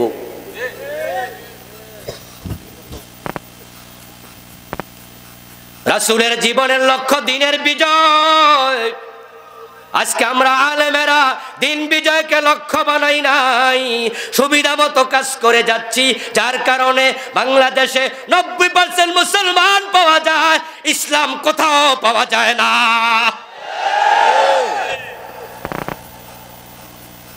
হযরত ওমর রাদিয়াল্লাহু তাআলা আনহু অর্ধ পৃথিবী কোরআন দিয়ে চালাইছে।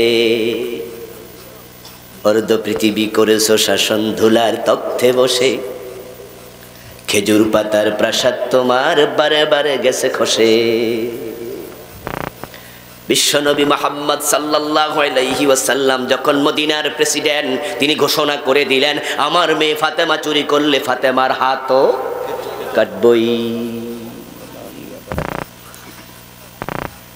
দিনের বিজয় যদি হয়ে যায় নামাজের ওয়াজ লাগবে না, তাবলীগ ভাই তোমাদের দায়িত্ব কমে যাবে। দিনের বিজয় হয়ে যায় ও পীর সাহেব পদ্মার ওয়াজ করা লাগবে না, তোমার দায়িত্ব কমে যাবে। দিনের বিজয় হয়ে যায় ও বক্তা মাহফিলে কষ্ট করে যাওয়া লাগবে না, তোমার দায়িত্ব কমে যাবে। দিনের বিজয় যদি হয়ে যায় প্রত্যেকটা সেক্টরে আল্লাহর আইন কায়েম হয়ে যাবে, আইন হবে। আজান হলে দোকান বন্ধ করো।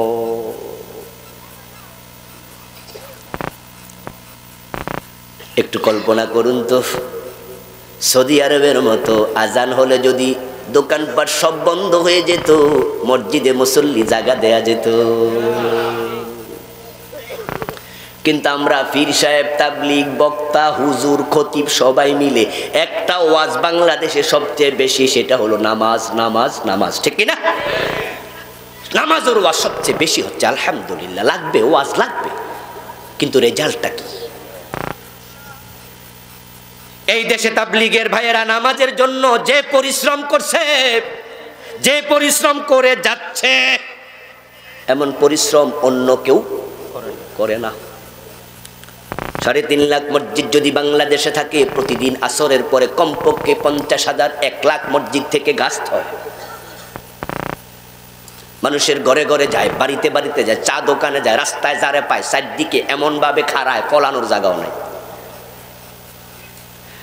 ও বেটারে ধরে যিনি আমির জিম্মাদার, তিনি কথা বলে, বাকি সবাই চুপ করে থাকে আর দোয়া করতে থাকে, আল্লাহ তুমি তারে হেদায়েত দাও, তার মনটা নরম করে দাও। আমাদের আমির তারে নামাজের কথা বলতেছে, দিনের কথা বলতেছে, আল্লাহ তারে কবুল করার তৌফিক দাও। চুপ করে করে তারা দোয়া করতে থাকে। কথা বলে কয়জনে?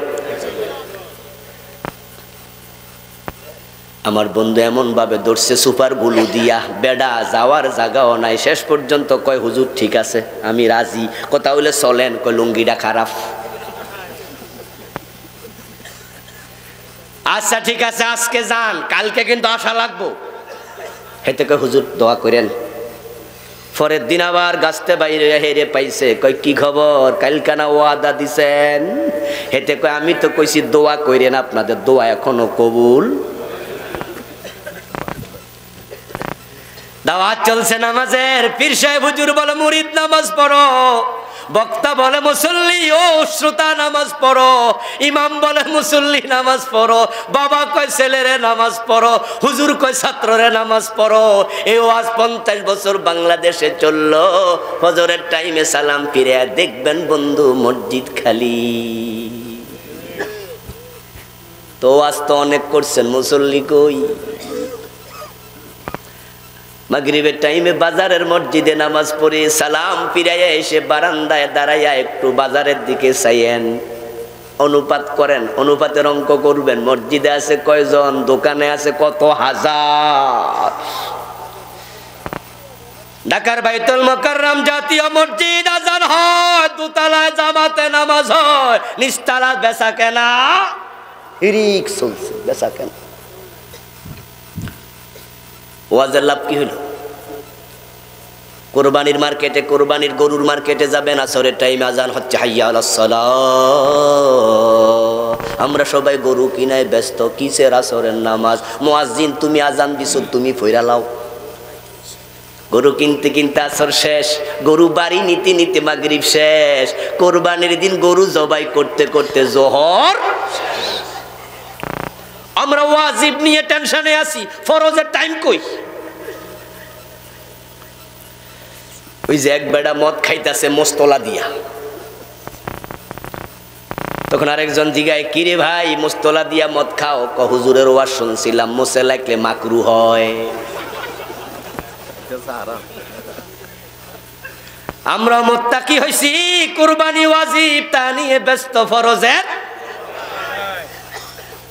অথচ আল্লাহর বক্তব্য আল্লাযীনা ইম্মাক্কান্নাহুম ফিল আরদি আকামুস সালাহ ওয়া আতাউয যাকাহ ওয়া আমারু বিল মা'রুফি ওয়া নাহাউ আনিল মুনকার।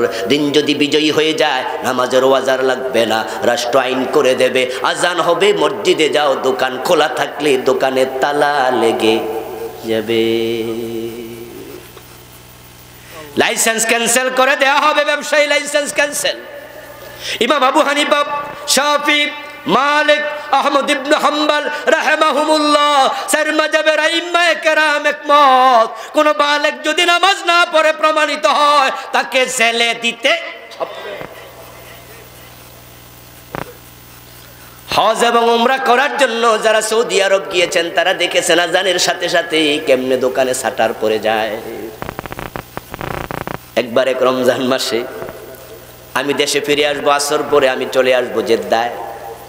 মদিনার মসজিদে নববীতে জোহর পড়তে যাচ্ছিলাম, হঠাৎ যাওয়ার পথে আমার মনে পড়লো একটা আভায়া কিনবো, জুমার দিন গায়ে দিয়া জামার উপরে একটা দেয় না হুজুররা, আভায়া। দোকানে ঢুকলাম, বাংলাদেশি এক দোকানদার পেলাম, আভায়া আমাকে দিল, গায়ে লাগায়া দেখি এটা একটু সাইজে বড়। আমি তারে বললাম ভাই আর একটু ছোট দেন, সে আমার হাত থেকে আভায়াটা নিল, সামনে কদম দিল, হঠাৎ করে আজান, আল্লাহু আকবার। ঠিক লাল বাতি জ্বললে ড্রাইভার যেমন কড়া ব্রেক করে, হে কড়া ব্রেক করে খারাইলো, খারাইয়া আমার দিকে ফিরে কয় হুজুর এখন যান পরে আইয়েন। আমি তাকে বুঝালাম ভাই আমি তো এখন যাইয়া ব্যাগেজ গোছাবো, নামাজ পড়ে আমি ব্যাগেজ রেডি করব, আসর পরে আমি চলে যাব দেশে, এই জন্য আজান তো মাত্র হয়েছে, দেন না, কতক্ষণ লাগবে আর। সে কয় হুজুর বুঝতেন না, তাড়াতাড়ি যান মসজিদে। শরম পাইলাম, হে আমার ধাক্কায়া মসজিদে পাঠাচ্ছে। এর পিছনে কারণ আছে না নাই? আচ্ছা, এই আবাইয়া দোকান কি মদিনাতে একটাই আছে না আরো আছে? হে দোকানে আমি কি আবার আসবো, কোনো গ্যারান্টি আছে? আমি অন্য দোকানে ঢুকবো। পেটের অভাবে, খাবারের অভাবে বিদেশ যাইয়া থাকে বৌজি বাড়িতে রাইখা, আমার কাছে আবায়াটা বিক্রি করলে 2-4-5 রিয়াল ব্যবসা হইতো, তার টাকা দরকার আছে না নাই? তা আমার ধাক্কা কেন?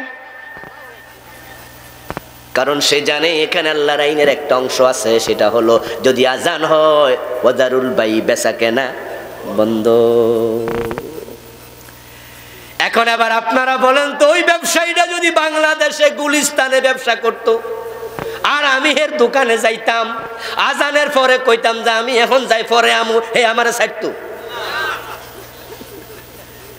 হে কইতো হুজুর বাটপারি জায়গা পান না,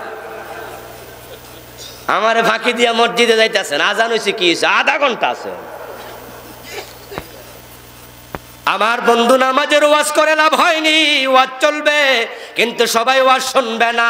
এই জন্য আল্লাহর আইনের বাস্তবায়ন করতে হলে দিনের বিজয় লাগবে, সংসদে আইন পাস হয়ে যাবে, আজান হলে ব্যবসা বন্ধ, সব ব্যবসায়ী মসজিদে যাও, ও ক্রেতারা মসজিদে যাও, গাড়ি ঘোড়া থেমে যাবে, অফিস আদালত বন্ধ হয়ে যাবে, সবাই মসজিদে যদি চলতে থাকে, যেতে থাকে, এক একটা বাজার মসজিদে 5বার 7বার জামাত হওয়া লাগবে।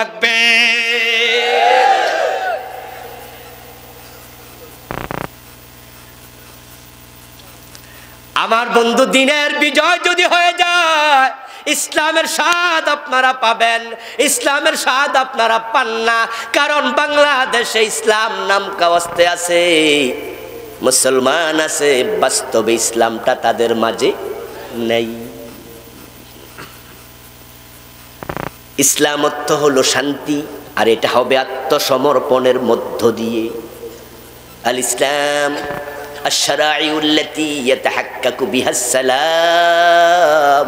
ইসলাম কোনো মন্ত্রের নাম নয়, ইসলাম হলো কিছু আইনের নাম, যেগুলো সমাজে বাস্তবায়িত হওয়ার সাথে সাথে শান্তি কায়েম হবে। রাসূলুল্লাহ দিনের বিজয় যখন করে চলে গেলেন, উনার ইন্তেকালের মাত্র কয়েক বছর পর, মাত্র কয়েক বছর, আল্লাহর হাবিবের ইন্তেকালের পর আবু বকর সিদ্দিক রাদিয়াল্লাহু তাআলা আনহু খেলাফতে ছিলেন মাত্র 2 বছর 3 মাস। ফলাফল নাই, এত বড় আলেমরা খেদমত করলে কেমন হইব? মাহফিল কমিটির ইয়াং ফলাফাইন কই বেশ লাগায় লাগায় দূরে খাড়ায় রইছে। নাম দিছে স্বেচ্ছাসেবক। স্বেচ্ছা অর্থ কি? স্বেচ্ছা। সেবক মানে কি? যে খেদমত করে। এটা ডাইক্কা পাওয়া জানা, নাম দিছে স্বেচ্ছাসেবক। আমার বন্ধু, আল্লাহর হাবিবের ইন্তেকালের পরে মাত্র 2 বছর 3 মাস আবু বকর সিদ্দিক রাদিয়াল্লাহু তাআলা আনহু ক্ষমতায় ছিলেন। তারপরে আসলে কে? কথা বলেন, তারপরে কে আসছে? ওমর। ওমরের জমানায় অর্ধ দুনিয়া ইসলাম এসে গেল। আমাদের বাংলাদেশ এত ছোট, মাত্র 56,000 বর্গ মাইল। হযরত ওমরের রাষ্ট্রটা ছিল 50 লক্ষ বর্গ মাইল। বাংলাদেশের মতো প্রায় 100টা বাংলাদেশের সমান। কিন্তু শান্তি কি জিনিস দেখেন। আসলে ইসলাম এত মজার ধর্ম, এত সুন্দর ধর্ম।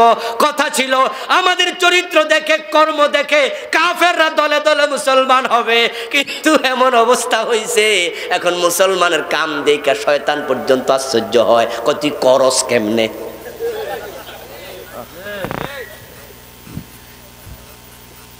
হযরত ওমর যখন প্রেসিডেন্ট, অর্ধ দুনিয়ার সম্রাট গাছতলায় ঘুমায়, বডিগার্ড লাগে না।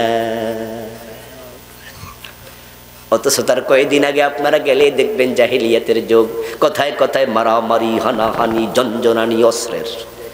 পান খাইতে খাইতে কল্লা কাটালায়। মেয়ে জন্ম নিয়েছে, বাবা জীবন্ত মাটি চাপা দিয়ে দেয়।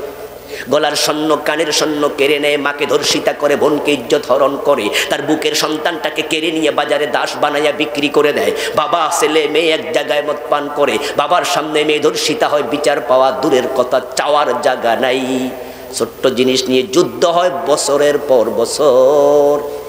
মরার পরে তলোয়ার বাড়ির সামনে খুঁটিতে লাগাইয়া কবিতা লেখে ঝুলাইয়া দেয়, আমার দাদার তলোয়ার দেখো, তার হাতে খুন হয়েছে 350। পাবলিক কয় বেডার বেডা, এত মানুষ মারছে, বীর পুরুষ। 3টা W তাদের কবিতার উপজীব্য, জীবনের সাথে একবারে ওতপ্রোতভাবে জড়িত। Wild, women and war. আমার বাড়িতে 1 মাসে কত গ্যালন মদ খায় তুমি কি জানো? এই হলো কবিতার উপজীব্য। আমার বউ কত সুন্দর, আমার প্রেমিকার দেহের অঙ্গ কত সুন্দর, শোনো। এই হলো ওনায়েজাকে নিয়ে ইমরুল কায়েসের কবিতা।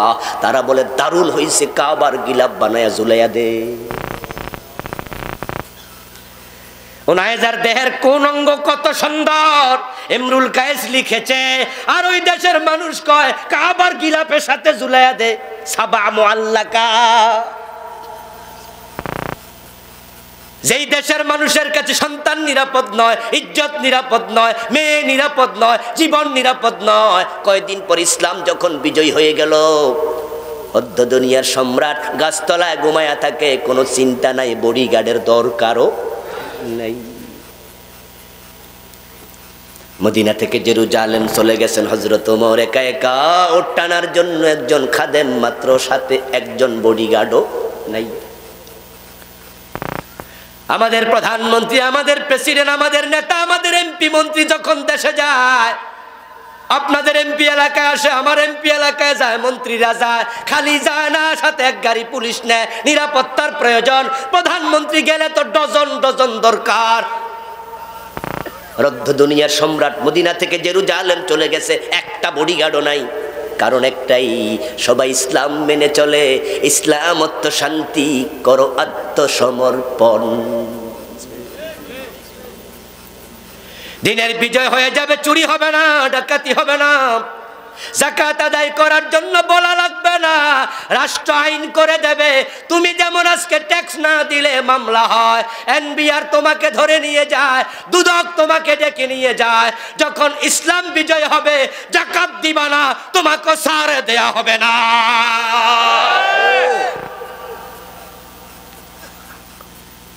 গরিব থাকবে না। বাংলাদেশে একজন অর্থনীতির গবেষক 5-7 বছর আগে একটি গবেষণা প্রবন্ধ তিনি করছেন। ওই গবেষণা প্রবন্ধে উপস্থাপন করেছেন, এই দেশে যদি ধনীরা যাকাত দেয়, তাহলে যাকাত 1 বছরে 30,000 কোটি টাকার বেশি উঠবে। এইভাবে যদি সুষম বন্টন, আল্লাহ যে খাত দিয়েছে সেই খাতে জাকাত দেয়া শুরু করে, উনি হিসাব করে দেখালেন বাংলাদেশের দারিদ্রতা বিমোচিত হতে 10 বছরের বেশি লাগবে না। এই যে আমাদের দেশে 5 বছর পর পর পার্লামেন্ট নির্বাচন হয়, ওই নির্বাচনে আমাদের প্রার্থীরা খরচ করে 1 কোটি, 2 কোটি, 3 কোটি, 5 কোটি, ঠিক না? যদিও নির্বাচনী আইন ভিন্ন জিনিস আর বাস্তবতা আরেক জিনিস। এই যে 2 কোটি, 3 কোটি, 5 কোটি খরচ করে, এই টাকাটা আপনি দেখবেন ল্যাংরা কানা পর্যন্ত পায়, কিছু না পাক একটা বিড়ি হইলেও পায়। শুধু ভোটাররা পায় না, ল্যাংটা ফোলাফানেও পায়, ঠিক কিনা? ওই যে মিছিল মার্কা জিন্দাবাদ, কত বিস্কুট খা। মাত্র 3 কোটি, 5 কোটি, 10 কোটি খরচ করলে ল্যাংটা পোলাপান পায়, কানা ল্যাংরা পর্যন্ত পায়। আর বুড়া যারা আছে কাম কাজ নাই, এরা তো নির্বাচন আইলে খুশি, চা ফিরি খায়, সারাক্ষণ অফিসে বইয়া থাকে, কাম কাজ তো নাই, খাও চা খাইতে থাকো। এই লোভে লোভে নির্বাচনের পরের দিনও যায়, দেখে যে এমন আর চা নাই, সব ঠান্ডা পানি। অথচ জাকাতের টাকা ধনী লোক খাওয়া জায়েজ না হারাম? নির্ধারিত খাত। এই টাকাটা তুলে যদি সরকার ব্যয় করত, এটা সরকারের দায়িত্ব।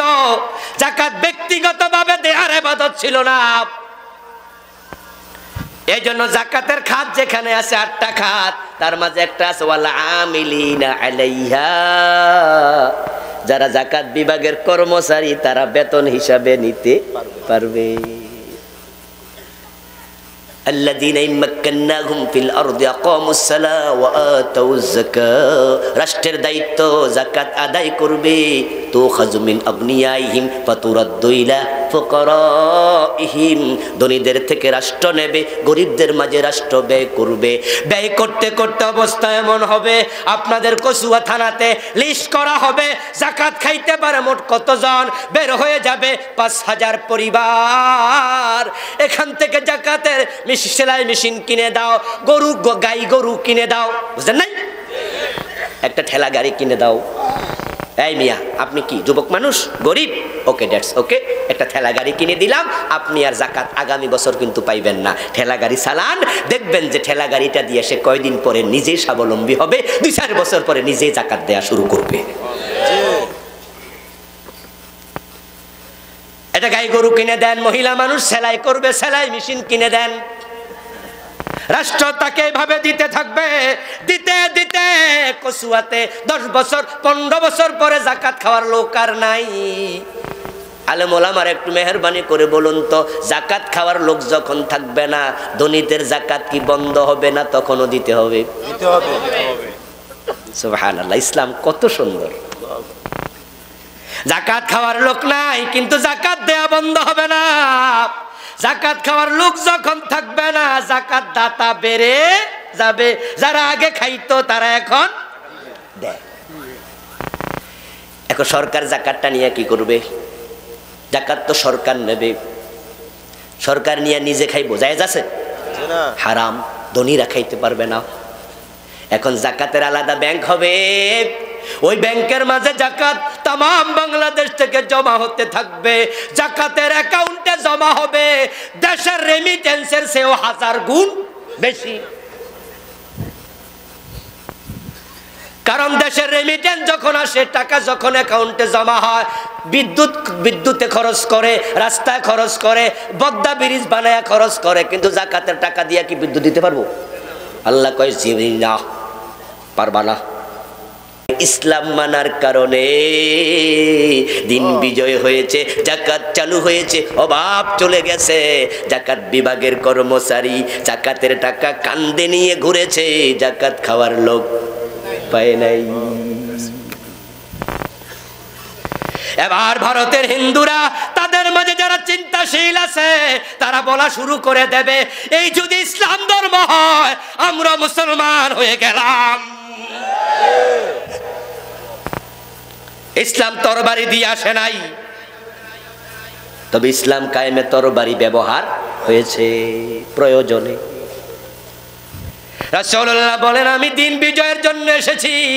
এখন বাংলাদেশে 90% মুসলমান, দিন কেন বিজয় হয় না? এর কারণ হলো আমরা আলেমরা দিন বিজয়ের ব্যাপারে একমত হতে পারি নাই। দিনের খেদমতের কিন্তু অভাব নাই, ওয়াজ নসিহতের অভাব নাই। আমার বন্ধু ফুটবল খেলার জন্য খেলোয়াড় নামে এক এক দলে কয়জন? 11 জন। ফুটবল 11 জন পাইছে, পাওয়ার পরে রেফারি হুইসেল দিছে, খেলা শুরু। এখন 11 জন খেলোয়াড় ফুটবল পাইলে যে যেদিকে মন চায় সেদিকে মারে, কেউ মারে এদিকে, কেউ মারে ওইদিকে, কেউ মারে ওদিকে। গোল হইব কোন দিন?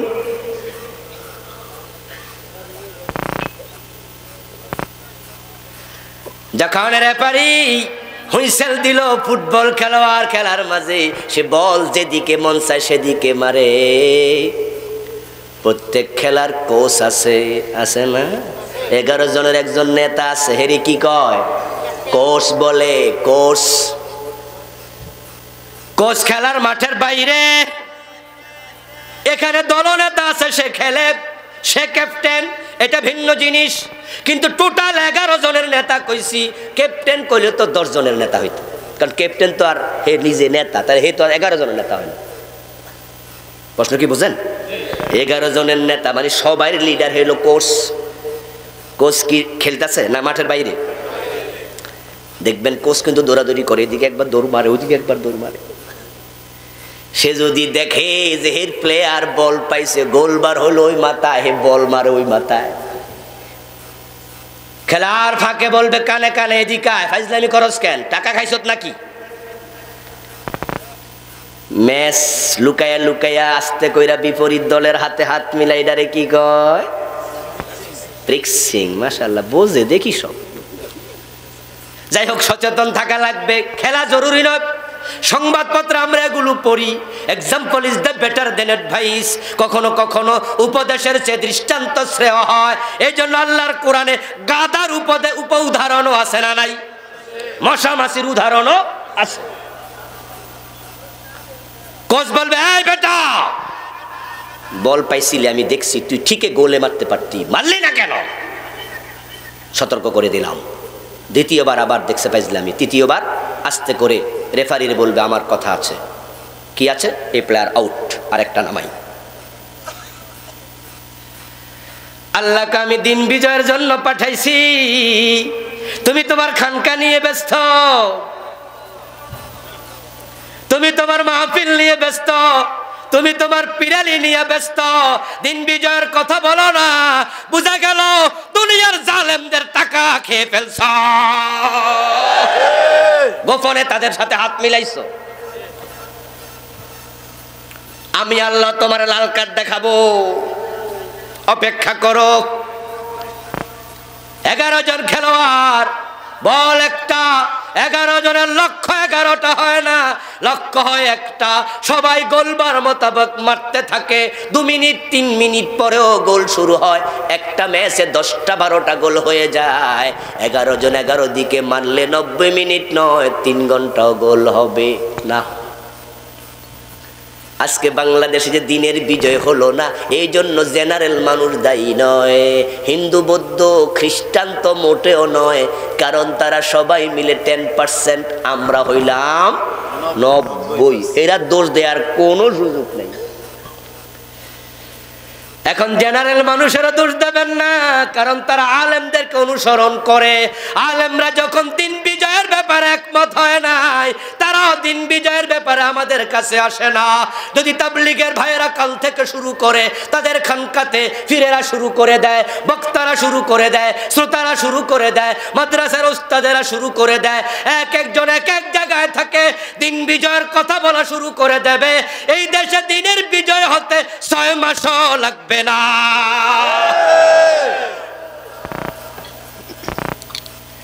সাধারণ মানুষগুলো লাব্বাইক বলে সামিল হবে, জিন্দাবাদ বলে দৌড় মারবে।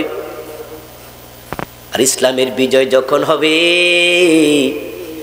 আমি আপনাদেরকে কল্পনার বিলাস শোনাচ্ছি না, বাস্তবতা হলো দিন বিজয়ের পরে দরজা খুলে ঘুমাবেন, চুরির সম্ভাবনা থাকবে না। ইসলাম একটি জীবন্ত ধর্মের নাম। আমাদের দেশে চুরি এত বেশি কেন? কারণ হলো ইসলামের আইন হলো চোর ধরে হাত কাটো, আমরা দিয়েছি চোর ধরে জেলে দাও। অথচ চোর জেলে গেলে চোরগুলো উল্টা ডাকাত হয়ে বের হয়। সৎসঙ্গে স্বর্গবাস, অসৎসঙ্গে সর্বনাশ। ওই জেলখানাগুলোকে কারেকশন সেন্টার বানানো উচিত। নিউ ইয়র্কে আমার এক আত্মীয়ের সাথে আমি যাচ্ছিলাম, উনি ড্রাইভ করতেছিল, আমি তার পাশে বসা। এই গত বছরের আগের বছর যেতে যেতে শহর পার হয়ে দেখলাম সুন্দর একটা বিল্ডিং, চারপাশে কাঁটা তারের বেড়া, এরকম গোল করে করে কাঁটা তার দিয়েছে। আমি আমার আত্মীয়কে বললাম, ভাইজান এত সুন্দর বিল্ডিং, চারপাশে কাঁটা তার। উনি বললেন এটা কারেকশন সেন্টার। আমি বললাম মানে কি? উনি বলল বাংলাদেশে যেটার নাম জেলখানা, ইংরেজিতে বলে প্রিজন, কিন্তু আমেরিকার লোকেরা প্রিজন বলে না, তারা এর নাম দিয়েছে কারেকশন সেন্টার। কারণ যারা অন্যায় করে জেলে আসছে তাদেরকে এমন ভাবে মোটিভেশন করে বের হওয়ার সময় অন্যায়কারী থাকে না। আমি বললাম বলেন কি? তখন উনি বলছে, আমি তার নিজে উদাহরণ, আমি একবার ড্রাইভ করতে যাইয়া রং করে ফেলেছি, জোরে চালাইছি, স্পিড লিমিট ক্রস করেছি, পিছন দিয়া পুলিশের গাড়ি হাজির। আমার থামাইয়া বলতেছে, স্যার আপনি তো স্পিড লিমিট ক্রস করছেন। এটা বলে একটা মামলা দিয়া ছোট্ট একটা কাগজ হাতে ধরাইয়া দিল।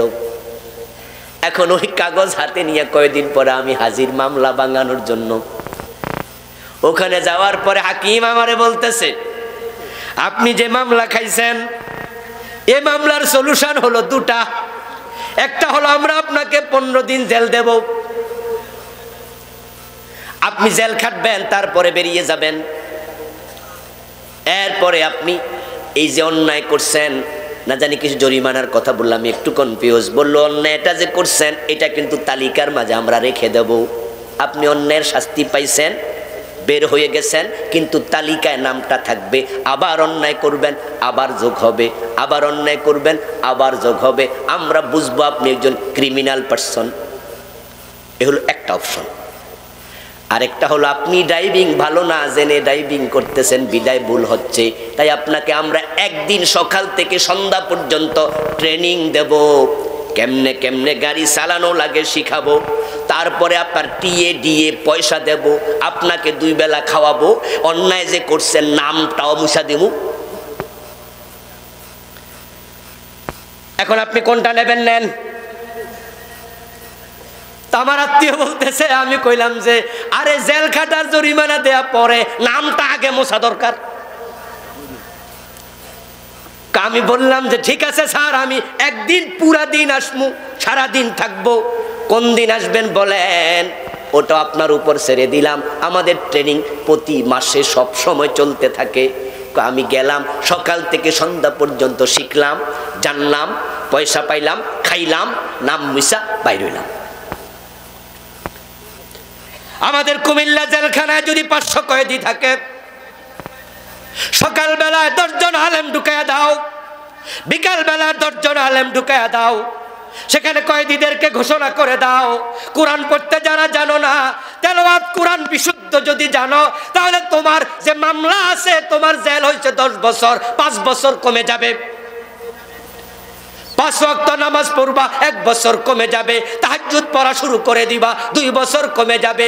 1 পারা কোরআন মুখস্থ করবা, অর্ধেক জেল কমে যাবে। তুমি ভালো হয়ে গেলে জেলে রাখা হবে না, বের হয়ে যাইবা। এই সিস্টেম চালু করলে এক একটা কয়েদি আল্লাহর ওলি হইয়া তারা জেল থেকে বের হতো।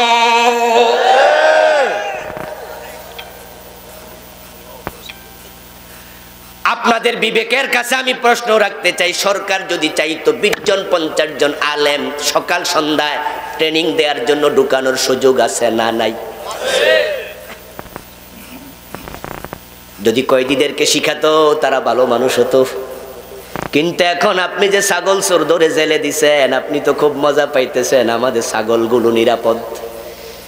এই বেটারে জেলে দিছি 6 মাস খাডুক, বেটা জেলে যাওয়ার পরে তার সাথে দেখা হয়েছে জেলখানায় বড় মোসওয়ালা, 15 বছর জেলখানার আসামি, দোরা কাটা জামা গায়ে। এই দেখা হয়ে, কিরে নতুন আইসত নাকি? কই জি বস, গতকাল ঢুকছি।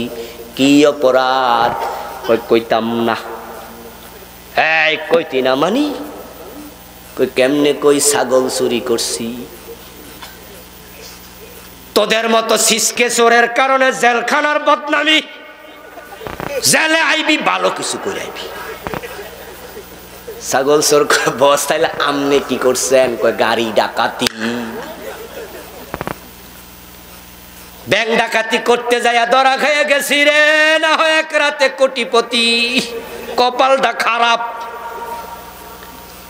ছাগল চোর মনে মনে কয়, কয় কি রে, আমি তো 40 বছর ছাগল চুরি কইরা 1 কোটি টাকা। স্যার আমার তো জেল মাত্র 6 মাস, আমি তো বাড়ি যাবো, আমার একটু শিখাইয়া দেন। সৎসঙ্গে স্বর্গবাস, অসৎসঙ্গে সর্বনাশ। বরং ট্রেনিং নে, সেখানে বসে কিভাবে খারাপ হওয়া যায়। আর ছাগল চোর মনে মনে কয়, জেলে আরো কয়দিন আগে আইলাম না কেরে। 6 মাস পরে যখন বের হয়, মনে মনে কয় ছাগল মাগ না দিলেও আর। এখন বেড়া বের হইছে, আপনারা তো তারে দেখে কোনো আর জীবনে ছাগল চুরি করবানি। হে কয় মাগনা দিয়া দেখো, আর নিমু না। আপনি মনে মনে কন তাওবা কইরা আল্লাহর ওলি হইয়া গেছে। বন্ধু মঈনুদ্দিন ফখরুদ্দিন কত বড় বড় সুর ধরা জেলে ঢুকাইছে। জেলে এখন কেউ নাই, বেরিয়ে গেছে, আবার নেতা হয়ে গেছে। ফখরুদ্দিন মঈনুদ্দিন আমেরিকায় পালায় গেছে। ওই গুলশান বনানীতে বাড়ি, দ্বারা ধানমন্ডিতে 6 তলা বাড়ির মালিক। বাড়ির সামনে দাঁড়ায় চোর বলার সাহস আপনার নাই।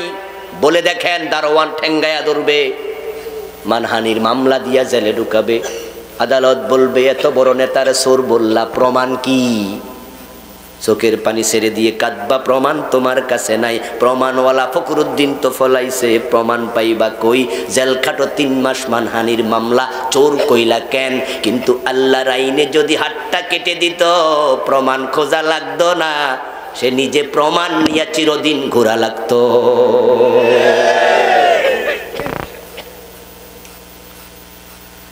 10টা এমপি, 20টা সচিব, 5টা মন্ত্রী, কয়েকটা বড় বড় নেতা যারা দুর্নীতি করেছিল, দেশটাকে শেষ করে দিয়েছে। হাত যদি কেটে দিত, তাদের কাটা হাত দেখা ভবিষ্যৎ নেতারা চুরি করত না। কোন চোর নেতা জীবনে এমপি হইতে আসতো না, মন্ত্রী হইতে আসতো না, নেতাই হইতো না। কেমনে হইব? জনসমাবেশে তো হাত তোলা দিয়া স্বাগত জানানো লাগে, উনার তো হাতে নাই। আমার বন্ধু হযরত ওমরের ছেলে মদ পান করেছে, হযরত ওমর ছাড়ে নাই। আজকে বাংলাদেশ আবার সাগরে বাঁচতেছে। এই চেয়ারম্যান সাহেবেরা বিচার করতে করতে কুলাইতে পারতেছে না।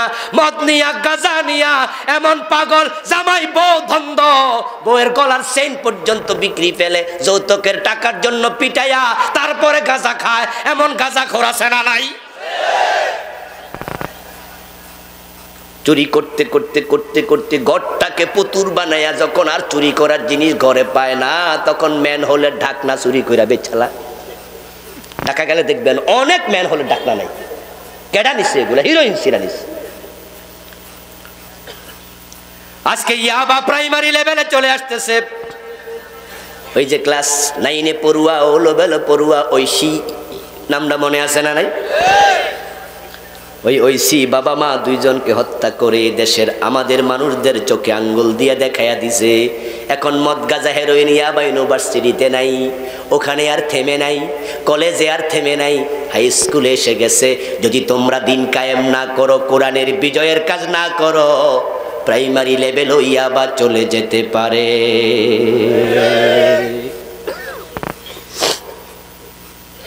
আমাদের পুলিশ, আমাদের বিজিবি, আমাদের র্যাব, আমাদের সেনাবাহিনী আমাদের গোয়েন্দা সংস্থার লোকেরা এই মাদক সবল জাতিকে বাঁচানোর জন্য কত চেষ্টা।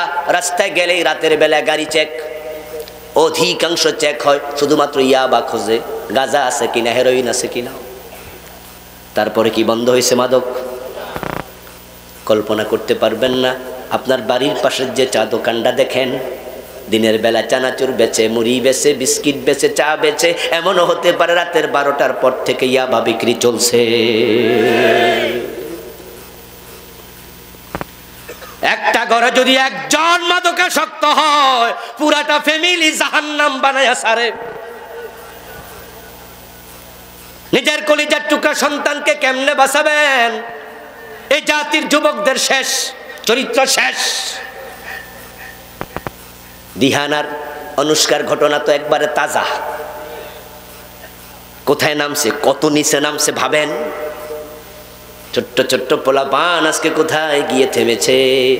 আজকে সিনেমা এমন বাড়া বাড়ছে, ওয়াজ আমরা করেছি, সিনেমা বন্ধ করতে পারি নাই। হুজুররা বলছে পর্দা করো, পীর সাহেবরা কয় পর্দা করো, আর মেয়েরা ওড়না গলায় ঝুলায়। অনেক মেয়ে আছে ওড়নাটা পরেই না। সিনেমার বিরুদ্ধে আমরা অনেক কথা বলেছি, বন্ধ করতে পারি নাই। সিনেমা এখন মোবাইলের ভিতরে ঘরে ঘরে ঢুকে গেছে। জি বাংলার কারণে, স্টার জলসার কারণে আমাদের ঘরগুলো সিনেমা হল হয়ে যাচ্ছে। ওই কলকাতায় বসে উলুধ্বনি দেয়, হাজী সাহেবের ঘরে উলুধ্বনি বাজে। কেমনে থামাবেন ওয়াজ করে? অসম্ভব। দিন বিজয় করুন, আইন হয়ে যাবে, সংসদে আইন পাশ করাবে। সিনেমা বন্ধ করে দাও, বেপর্দা সিনেমা চলতে দেয়া হবে না। সাইন করে মুক্তি দেয়া হবে না, থামিয়ে দেয়া হবে বেপর্দা সিনেমা। 1 সপ্তাহের ব্যবধানে সিনেমা থাকবে না। এই জন্য আসুন আমার ভাইয়েরা, আমরা দিন বিজয়ের পক্ষে কাজ করতে চাই।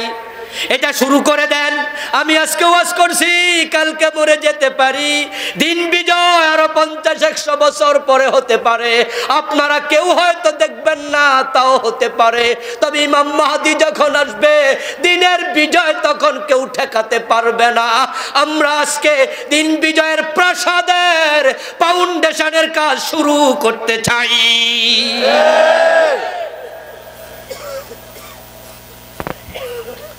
আল্লাহর সামনে হাজির হয়ে যাব। আল্লাহ প্রশ্ন করলে জবাব দেব, আল্লাহ আমি তোমার নবীর সুন্নাহ সুবিধা মতো মানি নাই, আমি পুরা জীবনে মানতে রাজি ছিলাম। দিন বিজয়ের কথা বললে বিপদ হবে, মুসিবত হবে, এজন্য চুপ করে থাকবেন, এটা কিন্তু চলবে না। নবী মুহাম্মদ দাঁত দিতে পারলে আপনাকে প্রয়োজনে জীবন দিতে হবে। আল্লাহ পাক রব্বুল আলামিন আমাদের সকলকে তার দিন বিজয়ের জন্য কাজ করার তৌফিক দিন। নবী মুহাম্মাদের জীবনের লক্ষ্যের সাথে আমাদের জীবনের লক্ষ্য মিলানোর সুযোগ দিন। সবাই বলুন আমিন। হাদা মা ইনদি ওয়াল ইলমু ইনদাল্লাহ আলাইহি তাওয়াক্কালতু ওয়া ইলাইহি উনীব। সম্মানীয় ভাইয়েরা, আমরা একসাথে দোয়া করে বিদায় নিতে চাই। উঠবেন না, পরিবেশটা নষ্ট করবেন না। স্টেজে আমার লেখা নতুন একটি বই এসেছে,